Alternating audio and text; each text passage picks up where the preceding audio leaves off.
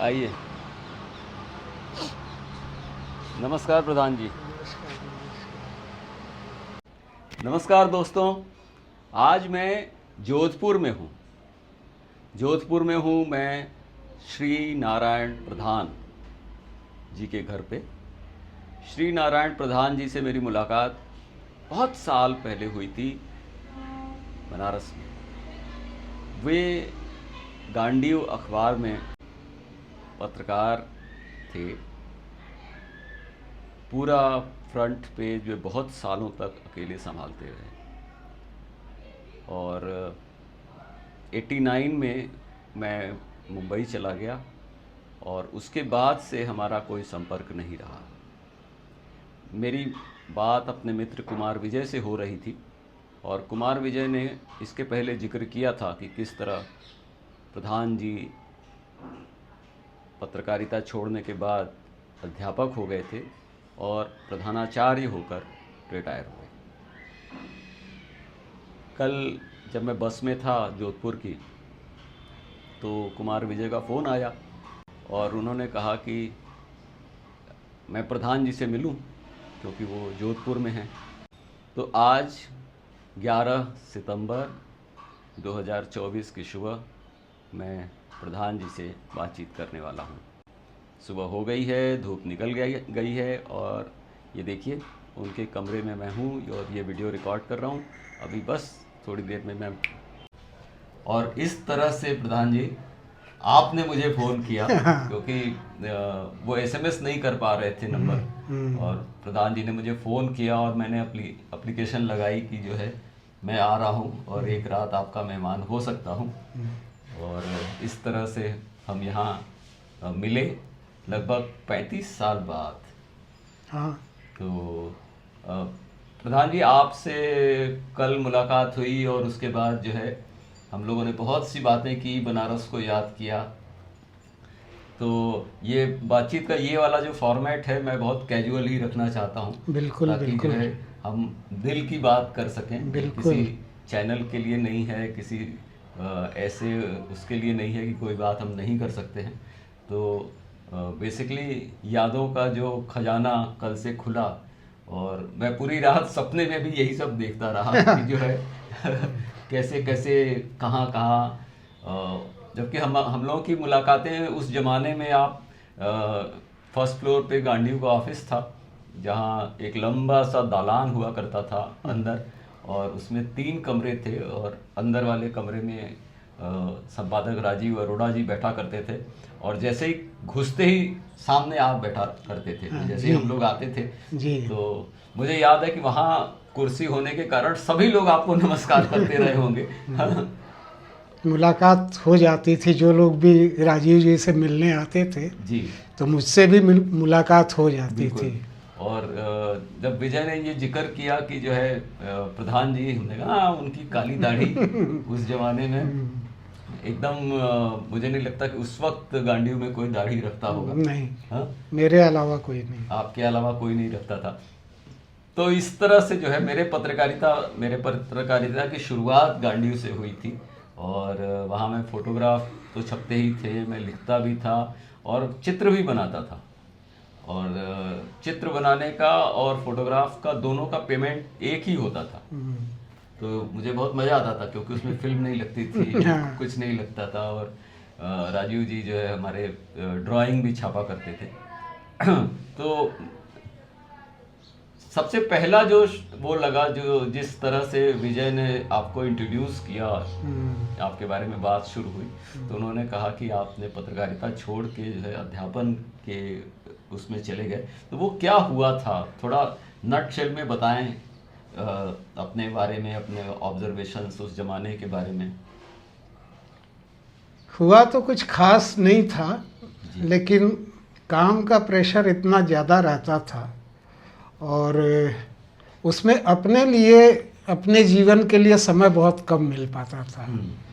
मैं गांडीव में as a trainee गया था और अपने काम के भरोसे और अपनी मेहनत के भरोसे मैं वहाँ न्यूज़ एडिटर के पद तक गया और पैसे भी अच्छे मिल रहे थे, कोई बात नहीं थी, लेकिन अपने लिए समय नहीं था। सुबह 8 बजे से लेकर रात 8 बजे तक 12 घंटे केवल समाचारों के बारे में ही सोचना और अगले दिन अखबार को कैसे प्रेजेंट करना है, क्या क्या चुनौतियां रहेंगी उनको देखना। टेलीप्रिंटर पर लगातार समाचार आते रहते थे, सिटी रिपोर्टर्स समाचार लेके आते थे, डाक से जो जिलों के संवाददाता समाचार भेजते थे, सबको देखना, उसमें अपने प्रथम पृष्ठ के लिए समाचारों का चयन करना, उनको एडिट करना, उन पर हेडिंग लगाना और फिर लास्ट में पेज में उनको कहाँ किस समाचार को कहाँ स्थान मिलेगा, जिसको मेकअप कहते हैं अखबार की भाषा में, लेआउट कहिए, मेकअप कहिए, वहाँ तक का काम करना पड़ता था। बीच में रेडियो के समाचार सुनिए, दूसरे अखबारों को देखिए जो कंपटीटर्स हैं, उन्होंने कल क्या किया, हमने क्या मिस किया या हम कहाँ आगे रहे। तो काफ़ी मतलब सिर उठाने की फुर्सत नहीं मिलती थी। तो धीरे धीरे लगा मुझे कि अब कुछ दूसरा सोचना चाहिए, और संयोग से उसी समय अध्यापक पद के लिए की नियुक्तियों के लिए विज्ञापन। उसके बारे में हम थोड़ी बाद में बात करेंगे। पहले ये बताइए कि आप पत्रकारिता के लिए कैसे तैयार हुए, उसके पहले की जो जीवन था। पत्रकारिता तो पहले हम लोग छात्र जीवन में समाजवादी राजनीति से जुड़े थे। समाजवादी राजनीति जो आज की है उससे नहीं, जॉर्ज फर्नांडीज और राजनारायण की समाजवादी पार्टी से। उस समय हम लोग योजन सभाई थे।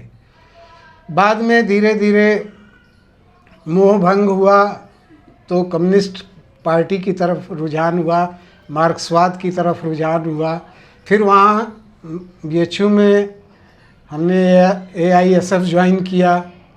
फिर वहाँ की शिक्षा पूरी होने के बाद तो उसी दौरान आकर्षण होता था, समाचार जगत को देखकर एक आकर्षण होता था कि इसमें कुछ किया जा सकता है। अखबार एक माध्यम है जिसके माध्यम से हम समाज को ज़्यादा प्रभावित कर सकते हैं। हालांकि काम के दौरान यह भ्रम टूटा मोह भंग हुआ कि नहीं, जितना समझते हैं उतना नहीं है। इस तरह से पत्रकारिता में आगमन हुआ। मैंने काशी हिंदू विश्वविद्यालय से पत्रकारिता में BJ और MJ किया। काशी विद्यापीठ में कुछ दिन गेस्ट लेक्चरर के रूप में पढ़ाया भी, और फिर गांडीव अखबार में मेरा प्रथम आगमन गांडीव अखबार में हुआ। और सिर्फ आपने गांडीव में ही काम किया? सिर्फ गांडीव में ही काम प्रिंट किया। पत्रकारिता में? प्रिंट पत्रकारिता में और न्यूज़ में। हाँ। उसके बाद आप सिटी केबल से जुड़े और वहाँ? हाँ, गांडीव छोड़ने के बाद कुमार विजय जी उस समय सिटी केबल में थे, मैं फुर्सत में था, तो इनके यहाँ आना जाना होता था। कुछ कार्यक्रम भी बनाए मैंने, कुछ लोगों के इंटरव्यूज़ लिए, चुनावों के दौरान डिबेट्स की एंकरिंग भी किया। तो सिटी केबल में भी, ऑडियो विजुअल मीडियम में भी मैंने काम किया। उसके बाद आपने कहा कि आप एकदम से जब आपने नौकरी छोड़ी तो सोचा क्या करें, तो शादी कर ली। हाँ, फुर्सत में था। अब मेरे पास परिवार के लिए पूरा समय था। तो अखबार में काम करते करते जो अनुशासन और प्रेशर में काम करने का आपका अनुभव रहा, उसने आपको बाद में बहुत स्थिर बना दिया। मतलब इधर उधर की भागदौड़ एक तरह से खत्म हो गई, और जैसा मैं देखता हूँ आप बड़े स्थिर व्यक्ति हैं, बहुत भागम भाग नहीं है। नहीं, मतलब जो भागम भाग का दौर था छात्र जीवन में या अखबार के उसमें जो काम का प्रेशर था, तो उसके अनुभव ने सिखाया, उसके अनुभव ने सिखाया कि बहुत ज़्यादा लोगों के लिए परेशान होने की ज़रूरत नहीं। हम लोग सोचते थे कि हम जो काम कर रहे हैं उससे हम दुनिया को बदल देंगे, लेकिन अनुभवों से लगा कि जिनके लिए हम लड़ रहे हैं उन्हें ही नहीं पता कि हम उनकी लड़ाई लड़ रहे हैं। और ये भी समझ में आया कि जिनकी लड़ाई है उनको खुद लड़ना चाहिए, हमको उसमें कोई उनका नेतृत्व ग्रहण करने की या उनको सीख देने की ज़रूरत नहीं है। कम्युनिस्ट पार्टियों का क्या हुआ? उन्होंने संघर्ष किया, गरीबों की लड़ाई लड़ी, और बाद में जातिवादी राजनीति ने, मुलायम सिंह और मायावती के राजनीति ने सारे गरीबों और पिछड़ों को अपने में समेट लिया, और ये लोग कम्युनिस्ट पार्टियां एकदम जीरो पर हो गई। तो इसीलिए अब समझ में आता है कि जो समाज में जो शक्तियां परिवर्तन के लिए संघर्ष कर रही हैं, उनके संघर्ष को देखिए, समझिए, जिसको लोग कई बार सोशल चर्निंग प्रोसेस कहते हैं। तो वो चर्निंग प्रोसेस चल रहा है। जो स्टेक होल्डर्स हैं, जिनको परिवर्तन की ज़रूरत समझ में आती है, वो लोग लड़ रहे हैं अपनी लड़ाई। हम उसमें अपना भावनात्मक सहयोग दे सकते हैं, मॉरल सपोर्ट, नैतिक समर्थन दे सकते हैं, या यदि हमारे में क्षमता है उनके लिए हम सड़क पर उतर सकते हैं, तो वह भी करना चाहिए। उसके बाद आपने बताया कि आप 1982 में आपने बीएड किया हुआ था, जिसका फ़ायदा आपको 18 साल बाद हुआ और आप अध्यापक हो गए। हाँ, कल्याण सिंह उस समय मुख्यमंत्री थे। हालांकि राजस्थान में तो पहले से ही बीएड वालों को प्राइमरी एजुकेशन में लिया जा रहा था, लेकिन उसी तर्ज पर कल्याण सिंह ने बीएड की वालों की नियुक्ति करने का फैसला किया था, और उसका लाभ मुझे मिला। और उसके बाद आप अध्यापक होके रहे? हाँ, पूरी तरह से अध्यापक होके रहे। मैंने जीवन में एक बात सीखा है जी। मेरे पिताजी भी कर्मयोगी थे। मतलब जो काम उनका था पूरी मेहनत से, पूरी शिद्दत से करते थे, और वही मैंने उनसे सीखा कि जिस काम के लिए मैं हूँ उस काम को पूरी ईमानदारी से करना है, पूरी लगन से करना है। इसीलिए जहाँ मैं अध्यापन करता था वहाँ मैं 22 वर्षों तक अध्यापन किया। मैंने प्रमोशन भी छोड़ दिया।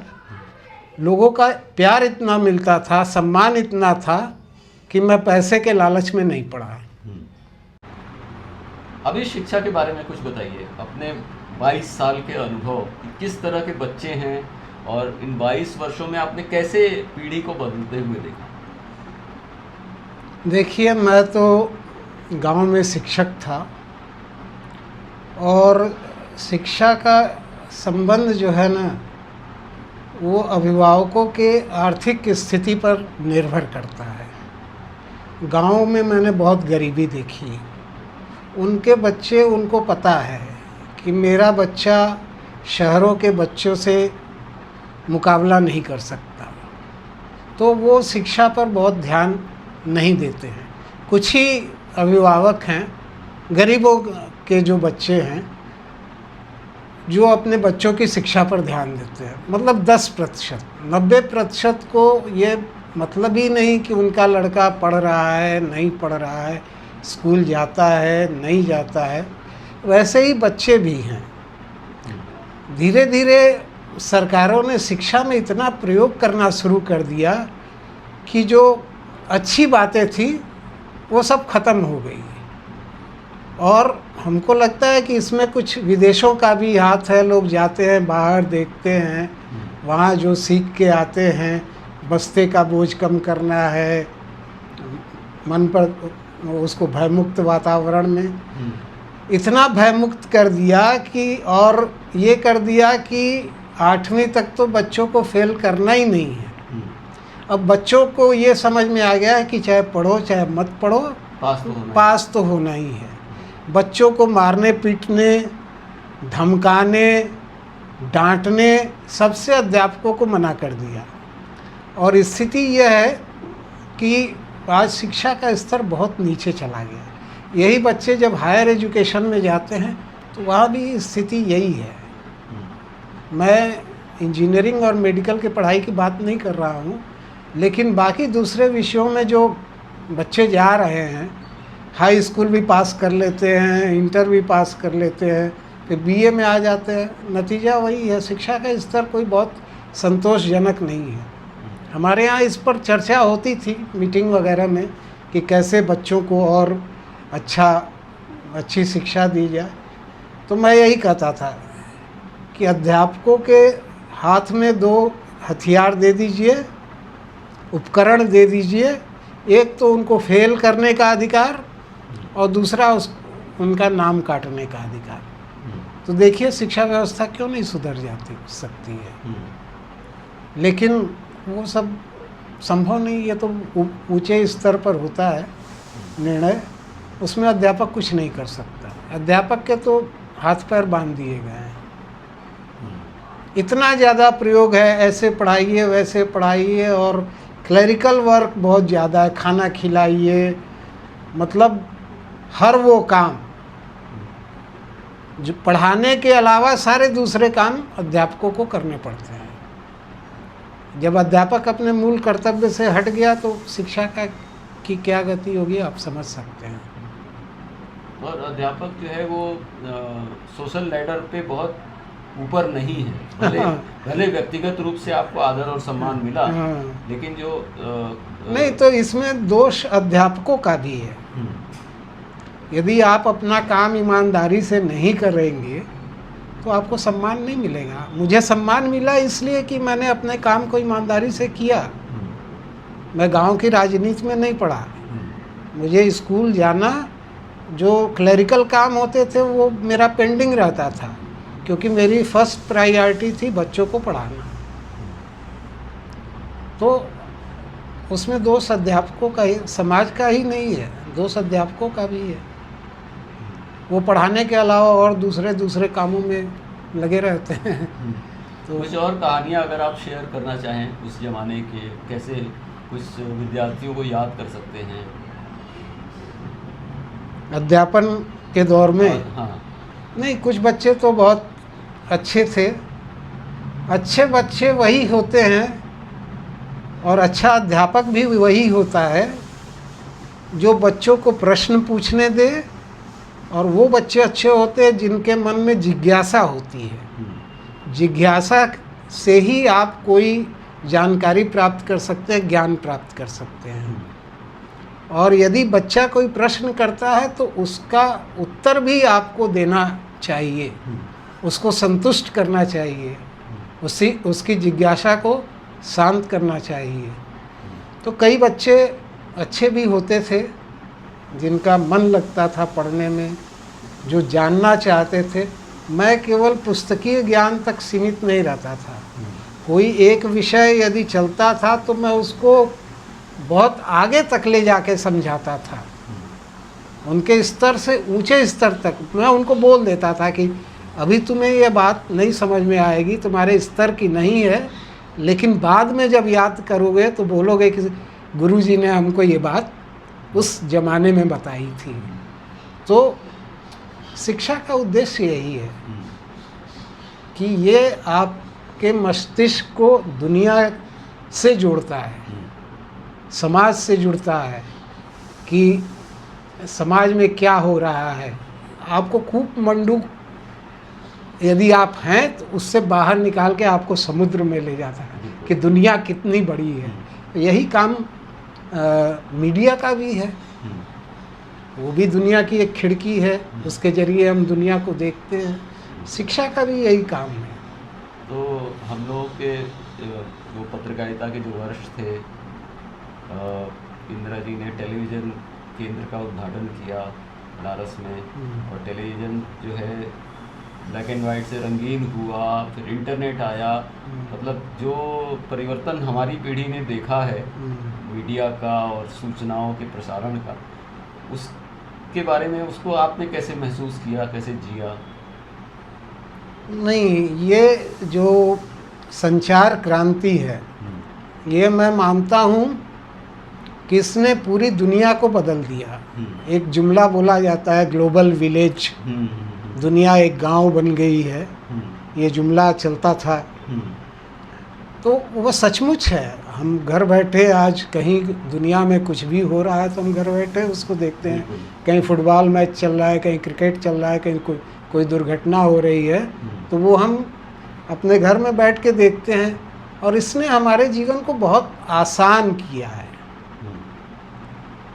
जो दुश्वारियाँ थी, पहले आप समय निकाल के किसी के यहाँ 10-20 किलोमीटर मिलने जाते थे, पता चला उसके घर पे ताला लगा है या वो कहीं किसी काम से गया, आप इतनी मेहनत करके गए उसके घर और वो मिला नहीं।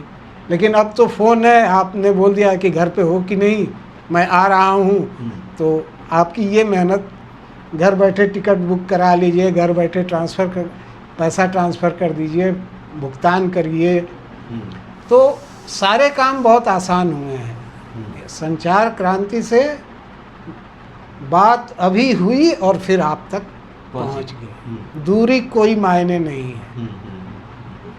कहीं कुछ भी घट रहा है और वो सीधे आपके कैमरे, आपके मोबाइल तक पहुंच जा रहा है विभिन्न माध्यमों से। तो ये तो सबसे बड़ी उपलब्धि है हमारे ज़माने की। तो इसको बहुत पॉजिटिव वे में ही देखना चाहिए। अभी मैं देखता हूँ कई लोग पोस्ट की वो ज़माना क्या था जब चिट्ठियों का इंतज़ार करते थे और ऐसे। हम कहा किस ज़माने, तो आप चले जाइए उसी ज़माने में, आप मत यूज़ कीजिए, जाके उसी ज़माने में रहिए भाई, चिट्ठी लिखिए, अभी भी तो डाक जाती ही है। तो कुछ लोग अतीत जीवी होते हैं, उनको हर चीज़ अतीत की ही अच्छी लगती है, उनके लिए आप कुछ नहीं कर सकते। कल हम अपने प्रिय किताबों और लेखों की भी बात कर रहे थे और राहुल सांकृत्यायन का नाम जो है आया था, तो उनके बारे में कुछ बताएं। और हमारे बहुत सारे श्रोता शायद उनकी चीज़ें नहीं पढ़े हों, तो थोड़ा सा। जैसा कि मैंने बताया कि मेरी विचार यात्रा जो है, मैं 2-4 दिन आरएसएस की शाखा में भी गया हूँ, लेकिन मुझे समझ में आ गया कि ये उचित जगह नहीं है। फिर हम लोग कांग्रेस उस ज़माने में हुआ करती थी, निजलिंगप्पा शायद उसके अध्यक्ष होते थे, मोरारजी देसाई वगैरह उसमें थे। तो थोड़ी दिन कांग्रेस में, फिर समाजवादी पार्टी की ओर रुझान, समाजवादी विचार की तरफ रुझान हुआ, फिर मार्क्सवाद की तरफ रुझान हुआ, और अभी तक मैं मार्क्सवादी हूँ। मैं अपने को कम्युनिस्ट तो नहीं कह सकता, क्योंकि वो जीवन मैं नहीं जीता, मैं मिडिल क्लास लाइफ जी रहा हूँ, तो अपने को कम्युनिस्ट नहीं कह सकता, लेकिन सोच अभी भी मेरी मार्क्सवादी है। तो जितना भी मार्क्सवादी साहित्य है वो मैंने पढ़ा, पढ़ने के बाद ही मेरा विचार बना।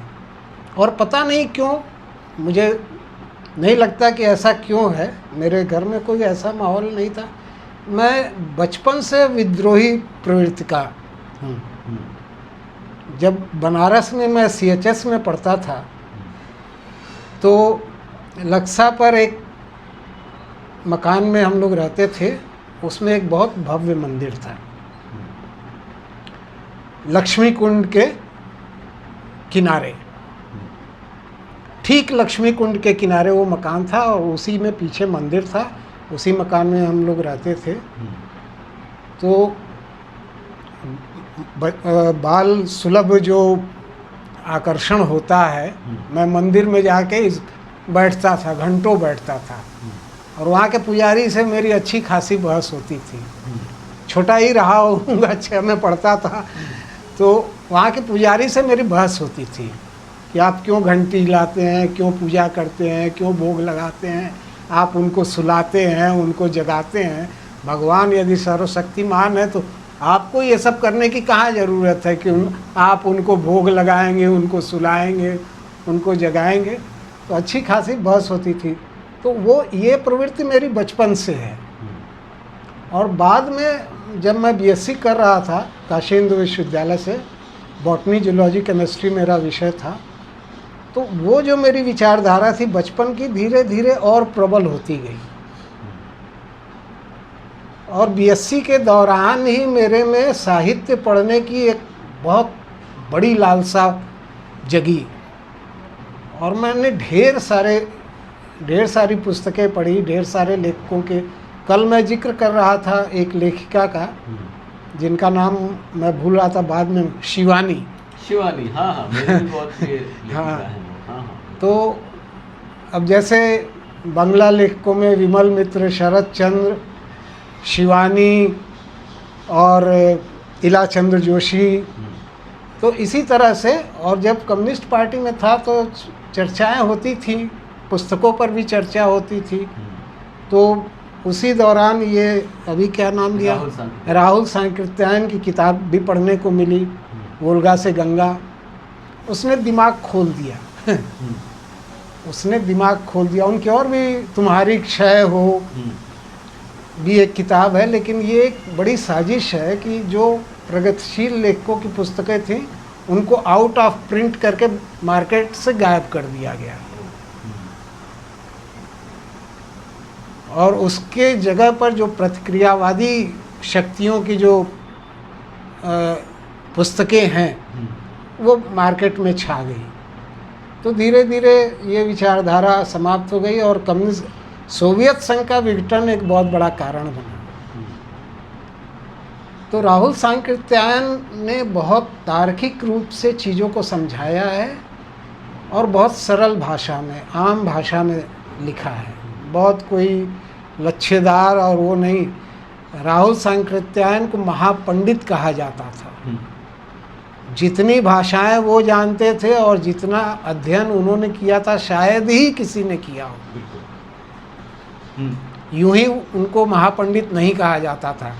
तिब्बत से खच्चरों पर वो लाद के साहित्य ले आए थे। 35-36 भाषाएं जानते थे।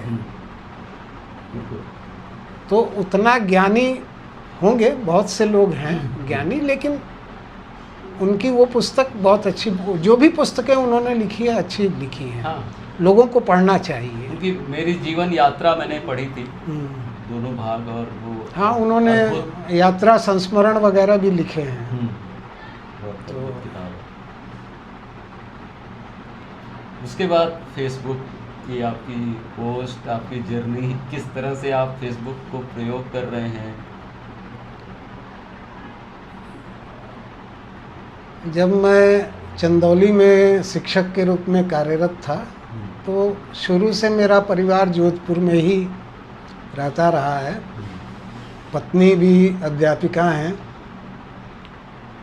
तो वहाँ मुझे बहुत समय मिलता था।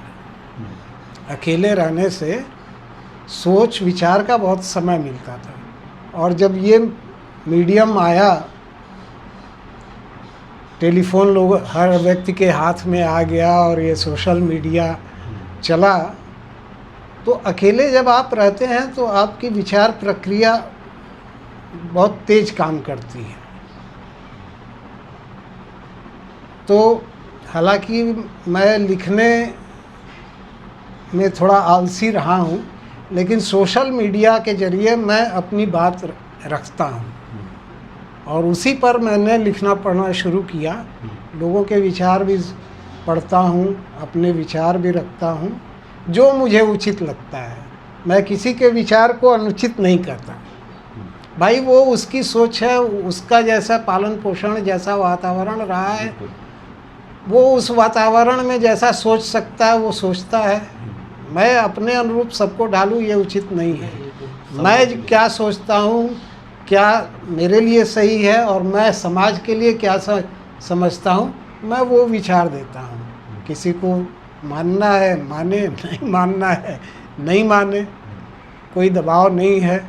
मैं तो स्वतंत्र विचारों का बहुत समर्थक हूँ। मैं किसी समूह में नहीं बंधना चाहता, क्योंकि जब आप किसी समूह से जुड़ते हैं तो उसकी उचित अनुचित हर बात का समर्थन आपको करना पड़ता है। लेकिन अब जैसे मैं मार्क्सवादी हूँ, लेकिन कोई कम्युनिस्ट पार्टी कोई गलत बात करती है तो मैं उसका विरोध भी करता हूँ। एक बार सारनाथ में एक शिविर लगा था जिसमें जनेश्वर मिश्र जी, आनंद कुमार और भी लोग आए थे उस शिविर में। तो वहाँ मैंने एक सवाल किया। जनेश्वर मिश्र भी थे, आनंद कुमार भी थे, जो काशी हिंदू विश्वविद्यालय अध्यापक संघ के भी अध्यक्ष रहे, बाद में दिल्ली यूनिवर्सिटी के भी हुए, दिल्ली ही चले गए वो। तो उनसे मैंने सवाल किया कि कम्युनिस्ट भी समाजवाद की बात करते हैं, समाजवादी भी समाजवाद की बात करते हैं, लेकिन हम जितना कम्युनिस्टों को अपना विरोधी समझते हैं उतना जनसंघ को नहीं समझते, कांग्रेस को नहीं समझते। क्यों? तो लोग बहुत संतोषजनक जवाब नहीं दे पाए। गांधी के ज़माने का एक किस्सा सुनाता हूँ जी आपको। ये उन दिनों अयोध्या राम मंदिर, ये बाबरी मस्जिद वाला मसला चल रहा था और कार सेवकों का आह्वान किया गया था अयोध्या जाने का। संभवतः मुलायम सिंह की सरकार थी, जगह जगह कार सेवकों की गिरफ्तारी हो रही थी और भाजपा के एक बड़े नेता जो बाद में बंगाल के गवर्नर भी हुए, पता नहीं मुझे उनका नाम लेना चाहिए या नहीं लेना चाहिए, श्री विष्णुकांत शास्त्री जी। पता लगा कि उनकी एक गोपनीय प्रेस कॉन्फ्रेंस है, क्योंकि गिरफ्तारी का डर था। तो हालांकि मैं रिपोर्टर नहीं था और प्रेस कॉन्फ्रेंस वगैरह में नहीं जाता था, लेकिन संपादक की तरफ से मुझे कहा गया कि आप जाइए इस प्रेस कॉन्फ्रेंस में। तो वहाँ भी जैसे प्रेस कॉन्फ्रेंस में लोग अपनी बात रखते हैं, सवाल जवाब होते हैं। जब वो निकलने लगे तो मैंने उनसे एक सवाल किया कि आपके पास तो अच्छे अच्छे मुद्दे हैं, समान नागरिक संहिता का मुद्दा है, 370 का मुद्दा है, और भी बहुत सारे मुद्दे हैं जिनको आपको उठाना चाहिए, आप ये बाबरी मस्जिद का आंदोलन क्यों चला रहे हैं? तो उन्होंने मुस्कुराते हुए पूछा कि आप किस अखबार से हैं? मैंने कहा गांधी से। कहे यार, तो आप तो बात कर रहे हैं किसी कम्युनिस्ट की तरह। तो ये एक वाकया हुआ था उस जमाने में। अभी यहाँ जोधपुर में रहते हुए आप किस तरह से समय बिताते हैं और किस तरह से निरीक्षण कर रहे हैं, किस तरह से देख रहे हैं इस बदलते हुए जीवन को? जोधपुर में रहते हुए मैं अपने को बहुत सीमित कर लिया है मैंने। जो भी एक्टिविटीज़ हैं वो सोशल मीडिया तक ही है, और थोड़ा कुछ पेड़ पौधे लगे हैं उनकी देख रेख सुबह करता हूँ, शाम को पानी देता हूँ। बाकी समय चिंतन मनन में गुजरता है। दुनिया में क्या हो रहा है उसको देखता हूँ, क्या होना चाहिए उसको सोचता हूँ, लेकिन क्या होना चाहिए उसमें मैं कोई बहुत योगदान नहीं दे पा रहा हूँ, क्योंकि हम लोग मिडिल क्लास के लोग हैं, सुविधाभोगी लोग हैं, टफ जीवन नहीं जी सकते, उस संघर्ष में नहीं उतर सकते। लेकिन वैचारिक रूप से नैतिक समर्थन उन शक्तियों को रहता है जो कि समाज में परिवर्तन के लिए क्रियाशील हैं, काम कर रहे हैं, लड़ रहे हैं, उनको नैतिक समर्थन हमारा रहता है। और दुनिया कैसे बदल रही है, कहाँ क्या गलत हो रहा है, इसको कैसे रोका जा सकता है, बाकी जो लोग ऐसी ताकतों को रोकने के लिए काम कर रहे हैं वो रोक पाएंगे या नहीं रोक पाएंगे, यही सब मंथन में समय गुजरता है। कोई ऐसी बात जो आपको लगता है कि आपको बतानी चाहिए जो हमने नहीं पूछा हो? बात तो यही है कि मैं ये सोचता हूँ कि समाज में इस समय पाखंड का इतना बोलबाला है, तरह तरह के बाबा जो हैं वो लोगों को उल्लू बना के अपने स्वार्थ को सिद्ध कर रहे हैं।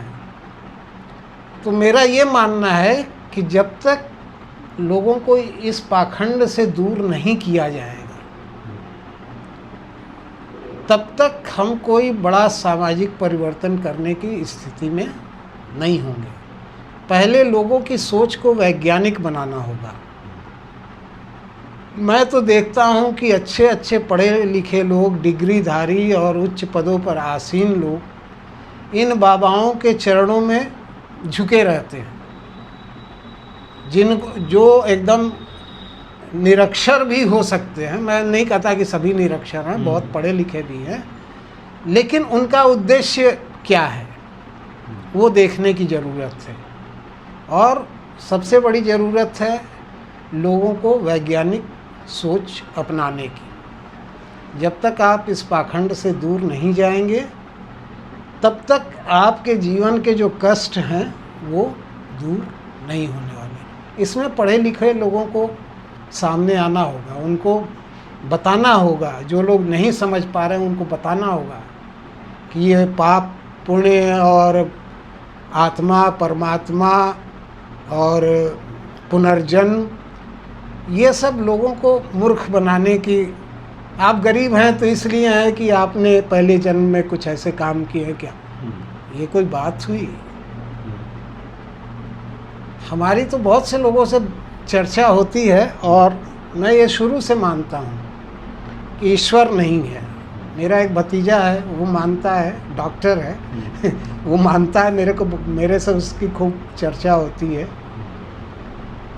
तो ईश्वर अजन्मा और क्या क्या, मतलब ईश्वर की विशेषता न बनाया जा सकता है, न वो जन्म लिया है, न उसकी मृत्यु होती है। तो हमने कहा यही बात तो ऊर्जा के बारे में भी कही जा सकती है कि ऊर्जा को न बनाया जा सकता है, न नष्ट किया जा सकता है, उसको न देखा जा सकता है, केवल महसूस किया जा सकता है।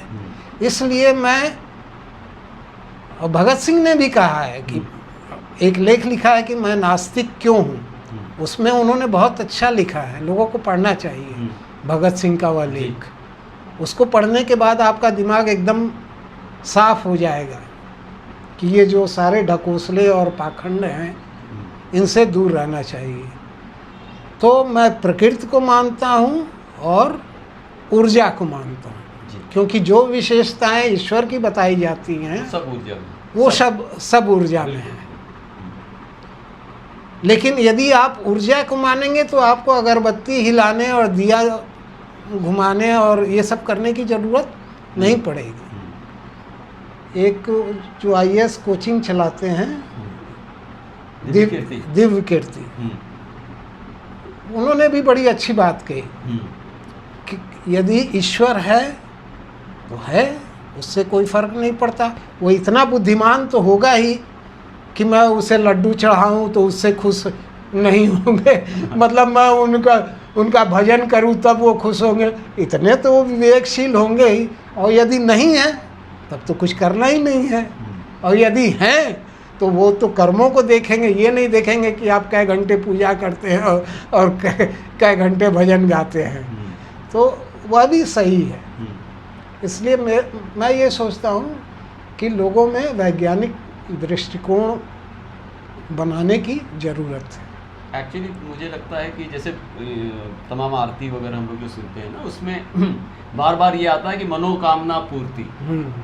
तो एक जो है भिखारी की तरह कि लड्डू चढ़ाया है, प्लीज टेक। हाँ, मतलब इतना मूर्ख समझते हैं कि मेरा ये काम हो जाएगा तो 1.25 किलो लड्डू चढ़ा देंगे, 5 किलो लड्डू चढ़ा देंगे, ये करा देंगे, वो देने वाला। हाँ, तो वो एक डिस्टॉर्शन है मुझे लगता है इस पूरे सिस्टम में, जो भी नहीं। हम उन सब चीज़ों में, आपको इस लोक में जीना है, इस लोक की परिस्थितियों में। गालिब ने क्या खूब शेर कहा है, मैं तो मानता हूँ कि इससे अच्छा शेर कहा नहीं जा सकता कि सबको मालूम है जन्नत की हकीकत, लेकिन दिल को बहलाने का गालिब ये भी ख्याल अच्छा है। मतलब आपको जो मिला है उसको छोड़ के जन्नत में परियों के और उसकी कल्पना कर रहे हैं।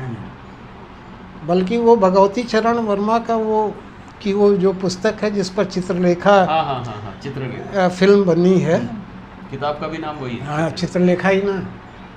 तो उसमें वो गाना है कि संसार से भागे जाते हो, भगवान को तुम क्या पाओ। हाँ, बिल्कुल। ठीक है ना। हाँ, तो हम जो है इसी दुनिया में है, इस दुनिया से परे जो है उस पर आपका कोई नियंत्रण नहीं है। वो हो रहा है, उसको होने दीजिए। बिल्कुल, पूरा डेटा आपके पास नहीं है। हाँ, ये मानता हूँ कि हाँ, जितना डेटा चाहिए हाँ, कंप्यूटिंग करने के लिए। लोग इतनी मूर्खतापूर्ण बातें करते हैं कि विज्ञान ये नहीं कर सकता, विज्ञान वो नहीं कर सकता अरे भैया, विज्ञान को आप समझते क्या है? विज्ञान तो जो इस प्रकृति में है, जो इस ब्रह्मांड में है, उसको समझने की एक प्रक्रिया है, बिल्कुल। कुछ करने की प्रक्रिया नहीं है। जो भी इस ब्रह्मांड में प्रक्रिया चल रही है, वो क्यों हो रही है, कैसे हो रही है, इसको समझने की एक प्रक्रिया विज्ञान है। लोग प्रायः साइंस और टेक्नोलॉजी को घालमेल कर देते हैं। विज्ञान और तकनीकी दो अलग चीज़ें हैं। विज्ञान से जो ज्ञान हमको प्राप्त हो, उसके आधार पर हम तकनीक डेवलप करते हैं, अपने जीवन को कैसे आसान बना सकते हैं, वो चीज़ें हम बनाते हैं। अब कुछ लोग इतनी मूर्खता की बात करते हैं कि विज्ञान मछली को क्यों नहीं उड़ा देता। अरे भाई, मछली तो पानी में रहने के लिए बनी हुई है, विज्ञान उसको कैसे उड़ा देगा? ये व्हाट्सएप यूनिवर्सिटी वाला मामला है। तो मैं एक्चुअली व्यक्तिगत अभी जब कोरोना हुआ था तो कुछ लोगों ने कहा कि विज्ञान कोरोना के आगे फेल हो गया। तो मैंने कहा कि तो पास कौन हुआ? यदि विज्ञान फेल हुआ तो पास कौन हुआ? सारे मंदिर और सब तो बंद हो गए, तो पास तो वो भी नहीं हुए। और आखिर विज्ञान ने ही तो टीका बनाया, विज्ञान ने ही तो इलाज खोजा। कोशिश करना अपना काम। हाँ, बचाया तो विज्ञान ने ही बचाया ना। बिल्कुल।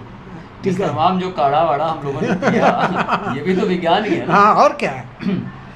अलग अलग पैथ है, लेकिन है तो विज्ञान ही ना। तो लोगों को सोच को वैज्ञानिक बनाने की ज़रूरत है। ये बहुत बड़ी, मैं बहुत गहराई से महसूस करता हूँ कि लोगों के जीवन में जो ज़्यादातर कष्ट है ना, वो वैज्ञानिक सोच नहीं होने के कारण है। इसमें पढ़े लिखे हों, कितने बड़े डिग्रीधारी हों, आईआईटी से पढ़े हों, आईआईएम से पढ़े हों, कोई फ़र्क नहीं पड़ता। कोई फ़र्क नहीं पड़ता। यदि आप एक सामान्य व्यक्ति के चरणों में जाके झुक जाते हैं केवल इसलिए कि इससे मेरा बहुत बड़ा कल्याण हो जाएगा, तो ये तो मूर्खतापूर्ण बात है। इससे बचना चाहिए। आपको लोग कहते हैं दिल, आपके अंदर की आवाज़, आपकी आत्मा। मैं पूछता हूँ, आत्मा रहती कहाँ है भाई? बताओ तो मुझे। अंदर की आवाज़ क्या होती है? आवाज़ अंदर से कोई नहीं आती, सब यहाँ से आती है, दिमाग से आती है। अंदर से कोई आवाज़ नहीं। हृदय का काम तो पंप करना है, वो सोचना समझना उसका काम नहीं है, उसके लिए ये बना हुआ है। जिस दिन आपका ये ख़त्म हो जाएगा तो पूरा शरीर रहते हुए आप कुछ काम नहीं कर पाएंगे। बहुत से लोग ब्रेन डेड हो जाते हैं, उनका शरीर चलता रहता है लेकिन वो किसी काम का नहीं रहता। आपकी चेतना यदि विलुप्त हो गई तो आप किसी काम के नहीं हैं। लेकिन लोग इस तरह के बातों का कि मैं दिल से ये बात कह रहा हूँ और अपने अंतरात्मा की आवाज़। अंतरात्मा क्या होती है? ना आत्मा है ना परमात्मा है, ऊर्जा है। ऊर्जा है। जिस क्षण ऑक्सीजन आपके शरीर में जाना बंद कर देगा, कोई आपको नहीं बचा सकता। यदि आप साधना किए हैं तो कोई आधा मिनट बचेगा, कोई 1 मिनट बचेगा, कोई 5 मिनट बचेगा। हाँ, जाना तो है। कोई 10 मिनट बचेगा। बिल्कुल। यदि ऑक्सीजन आपके शरीर में जाना बंद कर दे, ये पेड़ पौधे न हो, ये सूरज न उगे, तो आपका जीवन नहीं रहेगा। कोई आपको नहीं बचा सकता। चलिए प्रधान जी, बहुत अच्छी मुलाकात रही आपसे और ये बातचीत बहुत अच्छी रही। मेरी कोशिश होती है कि मैं कहीं भी जाऊं तो इस तरह की एक बातचीत रिकॉर्ड करूं और मुझे मज़ा आता है। नहीं, अच्छा लगा कि पहली बार जब आप कुछ सोचते हैं, कुछ बोलना चाहते हैं, इधर बीच तो मैंने बोलना कम कर दिया, आप सुनता ही ज़्यादा हूँ लोगों को। लेकिन पहले बार मुझे खुल के बातचीत करने का मौका मिला, इसके लिए आपका धन्यवाद। शुक्रिया। नमस्कार।